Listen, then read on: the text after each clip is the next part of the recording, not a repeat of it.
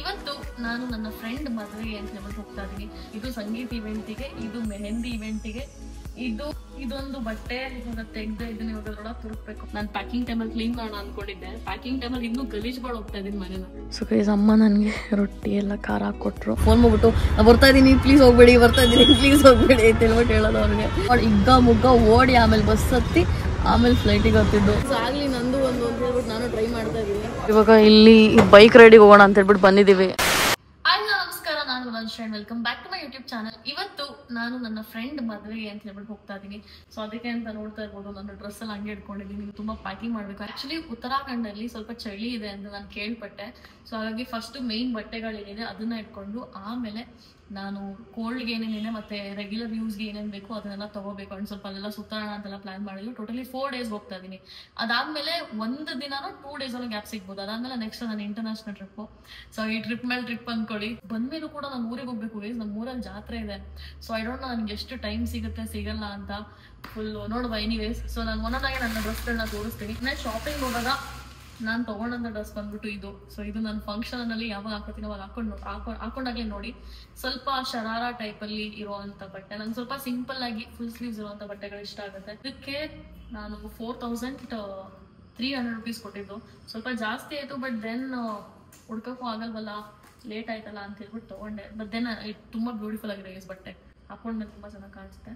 ಈ ಸೈಡು ನಂದು ಜ್ಯುವೆಲ್ರಿ ಅಥವಾ ಶೂಸ್ ಏನೆಲ್ಲ ಬರುತ್ತೆ ಅದೆಲ್ಲ ಈ ಕಡೆ ಇಟ್ಕೊಳ್ಳೋಣ. ಮತ್ತೆ ಸ್ಟ್ರೈಟ್ನ ಆ ಥರ ಬೇಕಂದ್ರೆ ಈ ಸೈಡು ಪೂರ ಬಟ್ಟೆ ಇಟ್ಕೊಳ್ಳೋಣ ಅಂತ ಹೇಳ್ಬಿಟ್ಟು ಅನ್ಕೊಂಡಿದ್ದೀನಿ. ನನಗೆ ತುಂಬಾ ದೊಡ್ಡದಾಗಿದೆ ಗೈಸ್, ನನ್ನ ಪ್ರಕಾರ ಫಿಟ್ ಆಗುತ್ತೆ ಇಲ್ಲ ಗೊತ್ತಿಲ್ಲ. ಇದು ಎರಡು ಕೂಡ ಲೆಹೆಂಗಾ ತರಾನೇ. ಇದು ಸಂಗೀತ ಇವೆಂಟಿಗೆ, ಇದು ಮೆಹಂದಿ ಇವೆಂಟಿಗೆ, ಇದು ರಿಸೆಪ್ಷನ್ಗೆ ಅಂತ ಹೇಳ್ಬಿಟ್ಟು. ಇನ್ನು ಮದ್ವೆ ಏನ್ ಹಿಡ್ಕೋಬೇಕು ಅಂತ ಗೊತ್ತಿಲ್ಲ. ನಿಮ್ ಕಡೆ 2 ಫಂಕ್ಷನ್ ಅಲ್ಲಿ ಫುಲ್ ಎಲ್ಲ ಮುಗ್ದೋಗ್ಬಿಡುತ್ತೆ. ಇದು ನೆನ್ನೆ ತಗೊಂಡಂತ ಬಟ್ಟೆ. ಇದು ಆಕ್ಚುಲಿ ಬ್ಲೌಸ್ ಕೂಡ ಆಲ್ಟ್ರೇಷನ್ ಮಾಡಿಸ್ಬೇಕು, ಯಾವಾಗ ಮಾಡ್ಸೋದು ಏನು ಅಂತ ಗೊತ್ತಿಲ್ಲ. It's more like a jacket. ನಾನು ಇದು ದುಪ್ಪಟ್ಟ ಅನ್ಕೊಂಡೆ. ಸೊ ಇಲ್ಲ ಜಾಕೆಟ್ ತರ ಇರೋದು. ಆಕ್ಚುಲಿ ನಮ್ಮಮ್ಮ ಮತ್ತೆ ನನ್ನ ಫ್ರೆಂಡ್ ಸೆಲೆಕ್ಟ್ ಮಾಡಿದ್ದಲ್ಲ. ಸೊ ಹಾಗಾಗಿ ನಾನು ಯಾವ್ದೋ ಒಂದು ಒಟ್ನಲ್ಲಿ ಫಂಕ್ಷನ್ಗೆ ಆದ್ರೆ ಆಯ್ತು ಅಂತ ಹೇಳ್ಬಿಟ್ಟು ತಗೊಂಡೆ. ಅಂದ್ರೆ ಬರೀ ಇದೊಂದ್ ಲೆಹಂಗಾನೇ ಇಲ್ಲಿ ಫುಲ್ ಫಿಲ್ ಆಗೋ ತರ ಇದೆ. ಅಂಡ್ ಬ್ಲೌಸ್ ಗೈಸ್ ಇಬ್ರು ಒಂದ್ ಬ್ಲೌಸ್ ಅಲ್ಲಿ ಇಬ್ರು ಆಗ್ಬೋದು, ಅಷ್ಟು ದೊಡ್ಡದಾಗಿದೆ ಬ್ಲೌಸ್.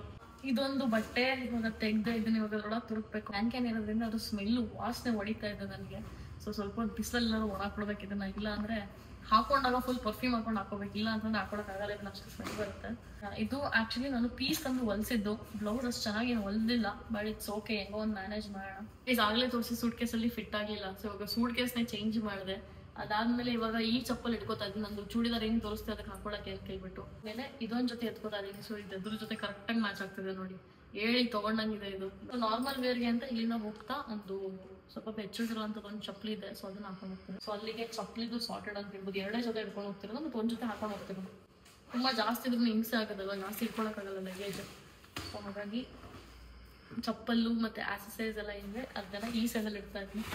ಸೊ ಇಲ್ಲಿ ಬರುತ್ತೆ. ಇವತ್ತು ಹಾಕೊಳ್ಳೋದು ಅಥವಾ ಬರ್ತಾ ಹಾಕೊಳ್ಳೋದು ತುಂಬಾ ಕನ್ಫ್ಯೂಷನ್ ಆಗಿದ್ದೀನಿ. ಯಾವಾಗ ಹಾಕೊಳ್ಳೋದು ಇದನ್ನ? ಏನಮ್ಮ ಯಾವಾಗ ಹಾಕೊಳ್ಳೋದು? ನಿಂಗೆ ಯಾವಾಗ ಬೇಕು ಅವಾಗ ಹಾಕಿ. ಒಂದು ಶಾಲ್ ತರ ಇಟ್ಕೊಂಡಿದ್ದೀನಿ, ಜಸ್ಟ್ ಇನ್ ಕೇಸ್ ಚಳಿ ಆದ್ರೆ ಅಂತ ಹೇಳ್ಬಿಟ್ಟು. ಥರ್ಮಲ್ ಕೂಡ ಇಟ್ಕೊಂಡಿದ್ದೀನಿ. ಸೊ ಇದನ್ನ ನಾನು ಹಾಕಿರೋದು ನೀವು ನೋಡಿರ್ಬೋದು ಪ್ರಾಬಬ್ಲಿ. ನಾನು ತುಂಬಾ ಪಟ್ಟು ತಗೊಂಡಂತ ಬಟ್ಟೆ ಇದು. ಇದ್ರಲ್ಲಿ ಬ್ಲ್ಯಾಕ್ ತಗೊಂಡಿದ್ರೆ ಇನ್ನೂ ಸರಿಯಾಗಿರೋದು. ಬಟ್ ಎನಿವೇಸ್ ಇವಾಗ ಇದನ್ನು ಎತ್ಕೊಂಡು ಹೋಗ್ತಾ ಇದ್ದೀನಿ ನಾನು. ಈಗ ಈ ಸೈಡ್ ಕ್ಲೋಸ್ ಮಾಡೋಣ ಗೈಸ್, ಭಾರಿ ಕಷ್ಟ ಮದುವೆಗೆಲ್ಲ ಪ್ಯಾಕಿಂಗ್ ಮಾಡೋದು.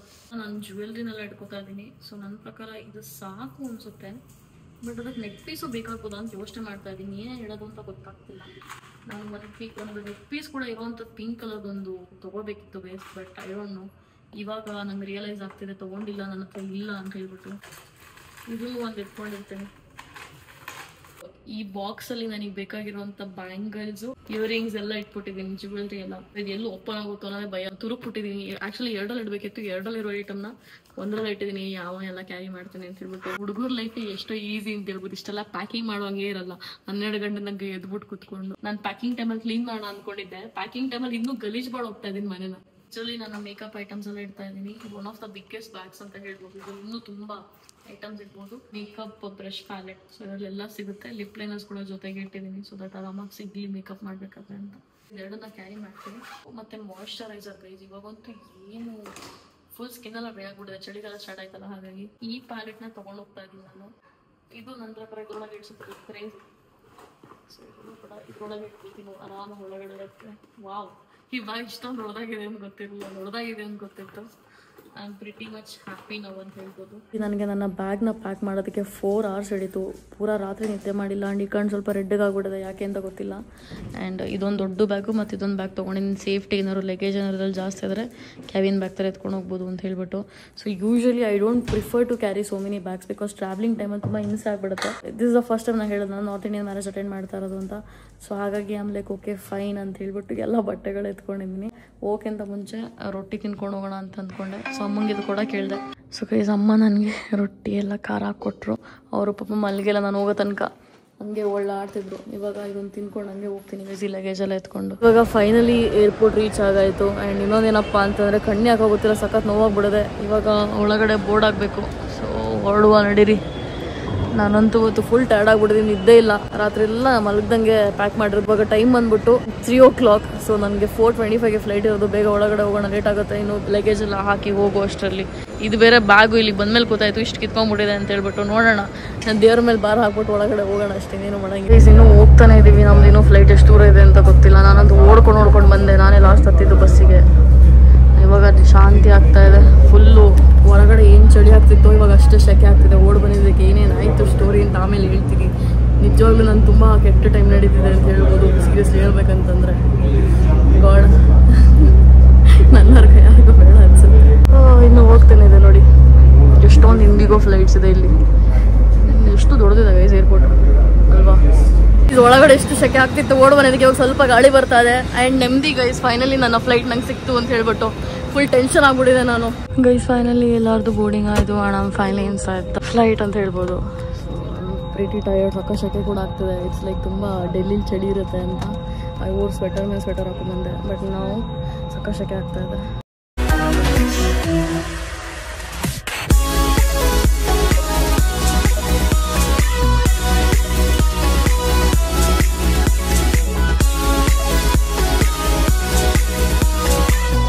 ಇವಾಗ ಡೆಲ್ಲಿ ರೀಚ್ ಆದೆ. ವೆದರ್ ನೋಡ್ಬೋದು ಏನು ಸಕ್ಕತ್ತಾಗಿದೆ ಅಂತ. ಐ ಹ್ಯಾವ್ ನೆವರ್ ಸೀನ್ ಈ ಥರ ಮರಗಳೆಲ್ಲ ಇದೆ ಡೆಲ್ಲಿಲಿ ಅಂತ ಹೇಳ್ಬಿಟ್ಟು.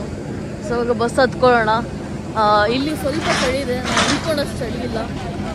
ಒಳ್ಳೆಯದು, ನಾನು ಸ್ವಲ್ಪ ಪ್ಯಾಕಪ್ ಆಗಿ ಬಂದಿದ್ದು. ಬಟ್ ಫ್ಲೈಟಲ್ಲಿ ಅಷ್ಟು ಚಳಿ ಇರೋಣ ಅಂದ್ಕೊಂಡಷ್ಟು. ಒಳ್ಳೆ ನಿದ್ದೆ ಬಂತು. ಸೊ ಇದು ಫುಲ್ ರಶ್ ಇದೆ. So let's get in side this. ಇಲ್ಲಿ ಲಗೇಜ್ನ ಎತ್ಕೊಂಡು ನಾನು ಹೊರಡ್ತಾ ಇದ್ದೀನಿ. ಆ್ಯಂಡ್ ಇನ್ನೊಂದು ಏನು ರಿಯಲೈಸ್ ಆಯಿತು ಅಂತಂದರೆ, ನಾನು ಗಜಿಯಾಬಾದ್ ಏರ್ಪೋರ್ಟಲ್ಲಿರೋದು, ನಾನು ಡೆಲ್ಲಿ ಏರ್ಪೋರ್ಟಲ್ಲಿಲ್ಲ. ನಾನೇ ಅಂದ್ಕೊಂಡೆ ಡೆಲ್ಲಿ ಏರ್ಪೋರ್ಟ್ ಹಿಂಗೆ ಇಲ್ವಲ್ಲ, ಏನು ಈ ಥರ ಅನ್ನಿಸ್ತಿದೆಲ್ಲ ಅಂತ ಹೇಳ್ಬಿಟ್ಟು. ಇಲ್ಲಿ ನನ್ನ ಕಾರಲ್ಲಿ ಸೂಟ್ ಕೇಸ್ ಇಟ್ಟಾಯಿತು. ಆ್ಯಂಡ್ ಇವಾಗ ನಾನು ಕಾರ್ಗೆ ಎತ್ತಾ ಇದ್ದೀನಿ. ಫ್ರೆಂಡು ಮತ್ತು ಮದುವೆ ಹುಡುಗಿ ಏನಿದ್ದಾಳೆ ಅವಳ ತಮ್ಮ ಕೂಡ ನಮ್ಮ ಜೊತೆ ಬರ್ತಾನೆ. ಏನಾಯಿತು ಅಂತಂದರೆ, ನಾನಿವಾಗ ಗಜಿಯಾಬಾದಿಂದ ಇಲ್ಲೊಂದು ಪೆಟ್ರೋಲ್ ಪಂಪ್ ಇದೆ. ಸೊ ಇಲ್ಲಿಗೆ ಕ್ಯಾಬ್ ಬುಕ್ ಮಾಡ್ಕೊಂಬರೋಕೆ ಹೇಳಿದ್ರು. ಸೊ ಹಾಗಾಗಿ ಇಲ್ಲಿಗೆ ಬಂದೆ. ಇಲ್ಲಿಂದ ಏನಪ್ಪ ಅಂತಂದರೆ ಪಂತ್ ನಗರ್ಗೆ ಹೋಗಬೇಕು. ಸೊ ಆ್ಯಕ್ಚುಲಿ ಪಂತ್ ನಗರ್ ತನಕ ಏರ್ಪೋರ್ಟಲ್ಲೇ ಹೋಗೋ ಪ್ಲಾನ್ ಇತ್ತು. ಬಟ್ ಟಿಕೆಟ್ಸು ತುಂಬ ಎಕ್ಸ್ಪೆನ್ಸಿವ್ ಆಗ್ತಿತ್ತು. ಐ ಥಿಂಕ್ ಅರೌಂಡ್ 20,000 17,000 ಆ ಥರ ಬೀಳ್ತಿತ್ತು ಬರೀ ಒಂದು ಸೈಡ್ಗೆ. ಸೊ ಹಾಗಾಗಿ ಏನು ಡಿಸೈಡ್ ಮಾಡಿದ್ವಿ ಅಂದರೆ ಡೆಲ್ಲಿ ತನಕ ಬಂದ್ಬಿಟ್ಟು ಆಮೇಲೆ ಬರೋಣ ಅಂತ. ಡೆಲ್ಲಿಗೆ ಅರೌಂಡ್ 7,000 ಆಯಿತು ಫ್ಲೈಟ್ ಟಿಕೆಟ್ಗೆ, ಇನ್ನು ಮತ್ತು ಕ್ಯಾಬು ಅದು ಇದು ಅಂತೆಲ್ಲ ಸೇರಿ. ಸೊ ಇವಾಗ ಅವ್ರು ಬರೋ ತನಕ ವೆಯ್ಟ್ ಮಾಡಿ ಆಮೇಲೆ ಒಟ್ಟಿಗೆ ಹೊರಡಬೇಕು. ನನಗೆ ಇಷ್ಟು ದಿನ ಚೆನ್ನಾಗಿತ್ತು ಸ್ಕಿನ್ನು. ಇವಾಗ ಏನಂತಂದರೆ ಚಳಿಗಾಲಕ್ಕೆ ನನಗೆ ಫುಲ್ ಸ್ಕಿನ್ ಡ್ರೈ ಆಗಿ ಪಿಂಪಲ್ಸ್ ಆಗ್ತದೆ ಗೈಸ್ ಸ್ಕಿನ್ಸಿ. ಸೊ ಈ ಥರ ಆಗ್ತಾಯಿದೆ. ಫಂಕ್ಷನ್ ಟೈಮು ಅಥವಾ ಏನಾದ್ರು ಇದ್ದಾಗಲೇ ಹಿಂಗೆ ಆಗುತ್ತೆ ನನಗೆ. ಅದಕ್ಕೆ ಇವತ್ತು ನಾನು ಮೇಕಪ್ ಕೂಡ ಮಾಡಲಿಲ್ಲ. ಯೂಶ್ವಲಿ ಅಲ್ಲ, ನಾನು ಎಲ್ಲರೂ ಹೋಗ್ಬೇಕಾದ್ರೆ ಮೇಕಪ್ ಮಾಡ್ತೀನಿ. ಸೊ ಹಾಗಾಗಿ ಹಂಗೆ ಬಂದೆ. ಆ್ಯಂಡ್ ಚಳಿಗಾಲ ಬೇರೆ ಅಲ್ವಾ, ಫುಲ್ ಸ್ಕಿನ್ನೆಲ್ಲ ಡ್ರೈ ಆಗಿಬಿಡುತ್ತೆ. ಅದ್ರಿಗೂ ಚೆನ್ನಾಗಿ ಮಾಯ್ಶ್ಚರೈಸ್ ಮಾಡಬೇಕು ಸ್ಕಿನ್ನೆಲ್ಲ. ನಾನು ಆಲ್ಮೋಸ್ಟ್ ಇವತ್ತು ಫ್ಲೈಟ್ನ ಮಿಸ್ ಮಾಡಿಕೊಂಡು ಒಂದು ಕೆಲಸ ಅಂದ್ಕೊಳಕ್ಕಾಗ್ತಿಲ್ಲ ಗೈಸ್. ನಾನು ಅಂದ್ಕೊಂಡೆ ಒಳಗೆ ಹೋಗ್ಬೇಕಾದ್ರೆ ಲೇಟ್ ಆಗುತ್ತೆ ಅಂತ ಹೇಳ್ಬಿಟ್ಟು. ಅದಾದಮೇಲೆ ಏನಂತಂದರೆ, ಸ್ಟಾರ್ಟಿಂಗಲ್ಲಿ ಯಾವುದೇ ಥರ ID ಪ್ರೂಫ್, ಫಿಸಿಕಲ್ ಪ್ರೂಫ್ ಇಲ್ಲ ಅಂತಂದರೆ ಒಳಗೆ ಬಿಡಲ್ಲ ಅಂತಂದರು. ಮುಂಚೆಲ್ಲ ಡಿಜಿಲಾಕರ್ ಲಾಗಿನ್ ಆಗಿ ಆನ್ಲೈನ್ ಆಧಾರ್ ಲಾಗಿನ್ ಆಗಿದ್ರೆ ಸಾಕು ಅಂತ ಹೇಳೋರು. ಸೊ ಈ ಸಲ ಅದಕ್ಕೆ ಸೀನ್ ಮಾಡಿದ್ರು. ಆಮೇಲೆ ಇನ್ನೊಂದು ಕಡೆ ತೋರಿಸಿದ್ಮೇಲೆ ಬಿಟ್ಟರು ಒಳಗಡೆ.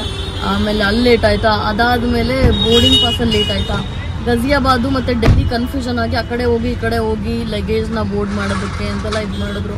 ಅಲ್ಲರ್ಧ ಟೈಮ್ ವೇಸ್ಟ್ ಆಯಿತು. ಅದಾದಮೇಲೆ ನನಗೆ ಬೋರ್ಡಿಂಗ್ ಪಾಸ್ ಕೊಡಬೇಕಾದ್ರೆ ವೆಯ್ಟ್ ಜಾಸ್ತಿ ಇದೆ ಅಂತ ಎಕ್ಸ್ಟ್ರಾ ದುಡ್ಡು ತೊಗೊಂಡ್ರು. ಆಯಿತಾ, ನಾನು ಇನ್ನೊಂದು ಬಾಯಿಗೆ ಎಷ್ಟು ಹಾಕ್ಬೋದು ಅಷ್ಟು ಹಾಕ್ತೆ. ಬಟ್ ಆದರೂ ಆಮೇಲೆ ನನಗೆ ಪೇಷನ್ಸ್ ಇರಲಿಲ್ಲ, ಲೇಟ್ ಬೇರೆ ಆಯಿತು, ನನ್ನ ಮೈಂಡಲ್ಲಿ ಇತ್ತು. ಹಾಗಾಗಿ ಪೇ ಮಾಡಿಬಿಟ್ಟೆ. ಪೇ ಮಾಡಿದಾಗ ಏನಾಯಿತು ಅಂತಂದರೆ, ನಾನು ಅವ್ರಿಗೆ 2 ಟಿಕೆಟ್ ಥರ ಕೊಟ್ಟರೆ ಆಯಿತಾ. ಸೊ ನಾನು ಏನಂತಂದರೆ ಬೋರ್ಡಿಂಗ್ ಪಾಸ್ನ ಕಳ್ಕೊಂಬಿಟ್ಟೆ, ಎಲ್ಲ ಬೀಳಿಸ್ಕೊಂಬಿಟ್ಟೆ ಆಯಿತಾ. ಬರೀ ಅದು ಪೇ ಏನು ಮಾಡಿದ್ದೆ ಅದ್ರ ಬಿಲ್ ಮಾತ್ರ ನನ್ನ ಕೈಲಿತ್ತು. ಆಮೇಲೆ ಹೋಗಿ ನೋಡಿದ್ರೆ ಅದರದ್ದು ಪ್ರಾಬ್ಲಮ್ಮು. ಮತ್ತೆ ಕೆಳಗೆ ಬಂದು ಕೊಡಿ ಅಂತಂದರೆ ಅವರು ಇಲ್ಲ ಕೊಡೋಕ್ಕಾಗಲ್ಲ, ಆಲ್ರೆಡಿ ಫ್ಲೈಟ್ ಬೋರ್ಡ್ ಆಗಿಬಿಟ್ಟಿದೆ ಅಂತ ನನಗೆ ತಲೆಗೆ ಇಡಕ್ಕೆ ಸ್ಟಾರ್ಟ್ ಮಾಡಿಬಿಟ್ರು. ಆಮೇಲೆ ರಿಸೆಪ್ಷನಿಂದ ನೀವು ಆಲ್ರೆಡಿ ಏನೋ ಏರ್ಪೋರ್ಟ್ ಒಳಗೆ ಎಂಟರ್ ಆಗಿದ್ರೆ ಅದು ಸ್ಕ್ಯಾನ್ ಆಗಿರುತ್ತಲ್ವ. ಸೊ ಹಾಗಾಗಿ ಅವ್ರು ನನಗೆ ಕಾಲ್ ಮಾಡಿದ್ರು. ಆಮೇಲೆ ನಾನು ಹೇಳಿದ್ರ ಕೊಡ್ತಾ ಇಲ್ಲ ಏನಾರು ಮಾಡಿ ಅಂತ ಹೇಳ್ಬಿಟ್ಟು. ಸೊ ಆಮೇಲೆ ಅವ್ರು ಹೇಳಿದ್ಮೇಲೆ ಅವರು ಕೊಟ್ಟಿದ್ದು ನನಗೆ ಟಿಕೆಟ್ನ ಮತ್ತು ಬೋರ್ಡಿಂಗ್ ಪಾಸ್ನ. ಸೊ ನಾನು ವೆಬ್ ಚೆಕ್ ಇನ್ ಕೂಡ ಮಾಡಿರಲಿಲ್ಲ. ನಾನು ಎಷ್ಟು ಕೇರ್ಲೆಸ್ ಅಂತಂದರೆ ಆಮೇಲೆ ಅಲ್ಲಿಂದ ಇಲ್ಲಿಂದ ಅಲ್ಲಿಗೆ ಓಡಿ ಲಾಸ್ಟ್ ಮೂಮೆಂಟ್ ತನಕ ಓಡಿದ್ರು. ಅವ್ರಿಗೆ ಫೋನ್ ಮಾಡ್ಬಿಟ್ಟು ನಾನು ಬರ್ತಾ ಇದ್ದೀನಿ ಪ್ಲೀಸ್ ಹೋಗ್ಬೇಡಿ ಅಂತ ಹೇಳ್ಬಿಟ್ಟು ಹೇಳೋದು ಅವ್ರಿಗೆ. ಸೊ ಆಮೇಲೆ ಹೆಂಗೋ ಚೆಕ್ಕಿಂಗ್ ಎಲ್ಲ ಮಾಡಿ ನನ್ನ ಲಗೇಜ್ ಎಲ್ಲಿ ರಿಜೆಕ್ಟ್ ಆಗುತ್ತೋ ಅದ್ರದ್ದು ಚೆಕ್ಕಿಂಗ್ ಎಲ್ಲ ಮಾಡಿಸ್ಬೇಕಾಗುತ್ತೋ. ಬಿಕಾಸ್ ನಂದು ಟೇಲ್ ಕೂಮ್ ಇದೆ ಆಯ್ತಾ, ಅದು ಹೆಂಗೆ ಅಂದರೆ ತುದಿಗೆ ಚುಚ್ಚೋ ಥರ ಇದೆ. ಅದಕ್ಕೇನಾದರೂ ಏನೋ ವೆಪನ್ ಅಂತ ಏನಾದ್ರು ನನ್ನ ಬ್ಯಾಗ್ನ ಮತ್ತೆ ಡಬಲ್ ಚೆಕಿಂಗ್ ಕಳಿಸ್ತಾರೋ ಅಂತೇನೋ ಟೆನ್ಷನ್ನು. ಯಾಕೆ ಕೇಳ್ತಿರೋ ನಂದು. ಆಮೇಲೆ ಬಸ್ಸಿಗೆ ಮುಗ್ಗ ಓಡಿ ಆಮೇಲೆ ಬಸ್ ಹತ್ತಿ ಆಮೇಲೆ ಫ್ಲೈಟಿಗೆ ಹತ್ತಿದ್ದು. ಒಂಥರ ಫುಲ್ ಅಡ್ವೆಂಚರ್ ಅಂದ್ಕೊಳ್ಳಿ. ಬೆಳಗ್ಗೆನೆ ಎದ್ಬಿಟ್ಟು ರಾತ್ರಿ ಎಲ್ಲ ಮಲಗಿಲ್ಲ. ಫ್ಲೈಟಲ್ಲಂತೂ ಎಲ್ಲರೂ ನಿದ್ದೆ ಮಾಡ್ತಿದ್ದಾರೆ. ಇವತ್ತು ಫ್ಲೈಟ್ ಕೂಡ ಆ್ಯಕ್ಚುಲಿ ಡಿಲೇ ಆಯಿತು. ನನ್ನ ಫ್ಲೈಟು 6:55ಗೆ ಲ್ಯಾಂಡ್ ಆಗಬೇಕಿತ್ತು. ನಾವು ಲ್ಯಾಂಡ್ ಆಗಿದ್ದು ಅರೌಂಡ್ 8 o'clock ಗೊತ್ತಾ. ಸೊ 8:15 ಆಯ್ತು ಅನ್ಸುತ್ತೆ. ಮತ್ತು ನನ್ನ ಕಿವಿ ಎಲ್ಲ ಕ್ಲೋಸ್ ಆಗಿಬಿಟ್ಟಿದೆ ಆಯಿತಾ. ಈ ಕಡೆದಿಂದ ಕಿವಿ ಓಪನ್ ಆಗಿಲ್ಲ. ಫ್ಲೈಟಲ್ಲಿ ಟ್ರಾವೆಲ್ ಮಾಡಿದ್ರೆ ಇದೊಂದು ಕಿವಿಯೆಲ್ಲ ಅನ್ನತ್ತೆ. ಹೆಡ್ಫೋನ್ಸ್ ಹಾಕೊಂಡಿದ್ರು ಕಿವಿ ನೋವು ಸಡಾಗ್ಬಿಡ್ತದೆ. ಸೊ ಅದೊಂದು ಎಷ್ಟು ಜನಕ್ಕೆ ಫ್ಲೈಟಲ್ಲಿ ಟ್ರಾವೆಲ್ ಮಾಡಿದಾಗ ಈ ಥರ ಕಿವಿ ನೋವು ಬರುತ್ತೆ ಕಮೆಂಟ್ ಮಾಡಿ.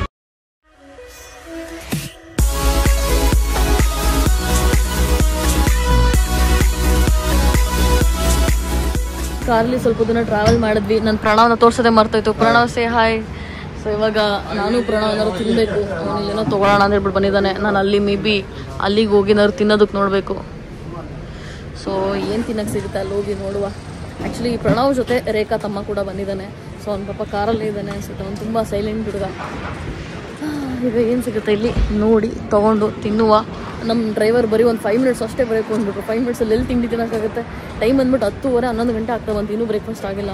ರಾತ್ರಿ ಎಲ್ಲ ಮಲಗಿಲ್ದಲ್ಲ ಸಖತ್ ಹಸು ಆಗ್ತದೆ. ಇಲ್ಲಿ ಈರುಳ್ಳಿ ಬಂತು. ನಾನು ಬರೀ ಈರುಳ್ಳಿ ಇದೇನು ಒಳ್ಳೆ ಎಂತ ಬೀಟ್ರೋಟಿಗೆ ಹೆಚ್ಕೊಟ್ಟಂಗಿದೆ ಅಂತ ಅಂದ್ಕೊಂಡೆ. ಬಟ್ ನೋಡಿದ್ರೆ ಸ್ವಲ್ಪ ಏನಂತಾರೆ ಹುಳಿ ಥರ ಇದೆ. ಅವ್ನು ಹೇಳಿದ್ಮೇಲೆ ನಾನು ತಿಂದೆ. ಸೊ ಇವಾಗ ಊಟಕ್ಕೆ ವೆಯ್ಟ್ ಮಾಡ್ತಾ ಇದ್ದೀವಿ. ಸೊ ತಿನ್ನಬೇಕು.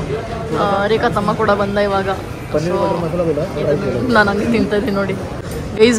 ಬೆಳಗ್ಗೆನೆ ಗೋಲ್ಗಪ್ಪ ತಿನ್ನೋ ಮೊದಲನೇ ಮನುಷ್ಯ ಅಂತಂದರೆ ಅದು ಪ್ರಣವೇನೆ. ಸೊ ಗೋಲ್ಗಪ್ಪ ಆರ್ಡ್ರ್ ಮಾಡಿದ್ದಾನೆ. ಇವಾಗ ಅವ್ನು ಮಾತ್ರ ತಿನ್ನಲ್ಲ, ನಮಗೂ ತಿನ್ನಿಸ್ತಾನೆ. ಇಲ್ಲಿ ನೋಡಿ ಯಾವ ಥರ ಇದೆ ಗೋಲ್ಗಪ್ಪ. ಆಗಲಿ ನಂದು ಒಂದು ಅಂತ ಹೇಳ್ಬಿಟ್ಟು ನಾನು ಟ್ರೈ ಮಾಡ್ತಾ ಇದ್ದೀನಿ. ತಣ್ಣಗಿದೆ ಗೈಸ್. ಇದು ನಮ್ಮ ಕಡೆ ಥರ ಬೆಚ್ಚಗಿರೋಲ್ಲ, ತಣ್ಣಗಿರುತ್ತೆ ಗೋಲ್ಗಪ್ಪ.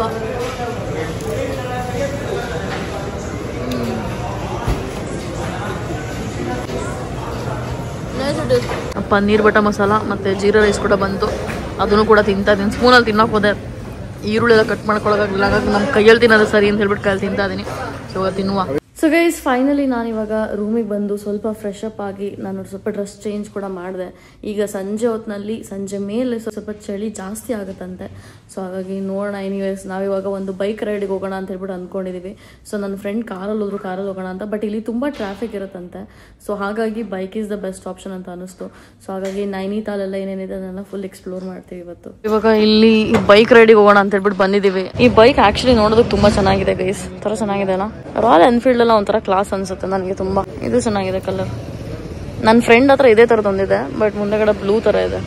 ನೈಸ್ ನಾ ದಿಸ್ ಇಸ್. ಆ್ಯಂಡ್ ನನ್ನ ಫ್ರೆಂಡ್ ಏನು ಮಾಡೋದು ಅಂತಂದರೆ ಅವ್ರಿಗೆ ಅಷ್ಟು ಗಾಡಿ ಕಂಫರ್ಟಬಲ್ ಇಲ್ಲ, ಬೈಕ್ ಓಡ್ಸೋಕ್ಕೆ ಬರಲ್ಲ ಅಂತೆ. ಸೊ ಹಾಗಾಗಿ ಅವ್ರು ಕಾರಲ್ಲಿ ಹೋಗ್ತೀನಿ ಅಂದ್ಬಿಟ್ಟು ಕಾರಲ್ಲಿ ಹೋದ್ರು. ಆ್ಯಂಡ್ ನಾನು ಇನ್ನೂ ಫ್ರೆಶ್ ಆಗಿರಲಿಲ್ಲ ಬಂದು. ಸೊ ಹಾಗಾಗಿ ನಾವಿವಾಗ ಈ ಬೈಕಲ್ಲಿ ಹೋಗೋ ಪ್ಲಾನ್ ಇದೆ. ನಮ್ಮ ನೈನಿತಾಲ್ಗೆ ಹೋಗ್ತಾ ಇದ್ದೀವಿ. ತುಂಬ ಜನ ಸೇಫಲ್ಲ ಹಂಗೆ ಹಿಂಗೆ ಅಂತೆಲ್ಲ ಹೇಳ್ತಾರೆ. ತುಂಬ ಕ್ರೌಡ್ ಇರುತ್ತೆ ಅಂತ ಹೇಳ್ಬಿಟ್ಟು.